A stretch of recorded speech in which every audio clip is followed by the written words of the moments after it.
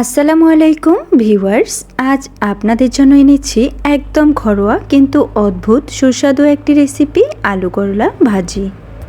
করলার তিতা ভাব কমানোর সহজ কৌশল থেকে শুরু করে আলুর নরম মচমচে স্বাদ সবকিছুই আজকে দেখাবো ধাপে ধাপে।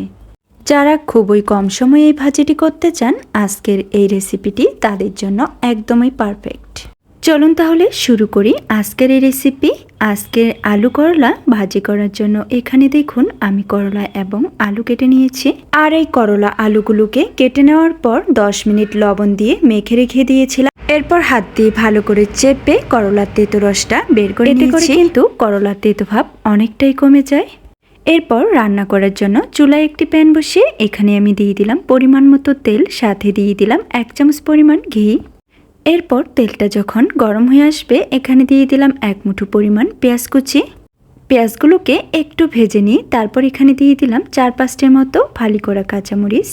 এরপর কাঁচামরিচ এবং পেঁয়াজগুলোকে নেড়েচেড়ে একসাথে একটু ভেজে নিয়ে আমি এখানে দিয়ে দিলাম আগে থেকেই কেটে ধুয়ে পরিষ্কার করে রাখা করলা আলু। সবগুলো প্যানের মধ্যে দেওয়ার পর এখন এখানে দিয়ে দিচ্ছি 1/2 চামচ পরিমাণ লবণ এবং 1/2 চা চামচ পরিমাণ হলুদের গুঁড়ো। করলার এই ভাজির মধ্যে কিন্তু খুব বেশি হলুদ গুঁড়ো ব্যবহার করার প্রয়োজন নেই, শুধু হালকা একটু কালারের জন্য এখানে আমি 1/2 চা চামচ পরিমাণ হলুদ গুঁড়ো ব্যবহার করেছি। তো এই পর্যায়ে সমস্ত কিছু একসাথে নেড়েচেড়ে মিক্স করে দিচ্ছি। করলা আলুর এই ভাজিটা করার সময় একদমই ঢেকে দেওয়া যাবে না, এতে করেও কিন্তু করলাগুলো খেতে তেতো লাগে। আর চেষ্টা করবেন যতটা সম্ভব বড় ফ্রাই প্যানে এই করলার ভাজিটা করার জন্য, কারণ ফ্রাই প্যানটা যত বেশি ছড়ানো হবে করলা আলুর ভাজিটা তত বেশি ঝরঝরে হবে। তো এই পর্যায়ে আমি 2 মিনিট পর পর এগুলোকে নেড়েচেড়ে উলটপালট করে দিয়ে এই ভাজিটা করে নিব, যেন দুপাশটাই খুব সুন্দরভাবে ভাজা হয়ে যায়।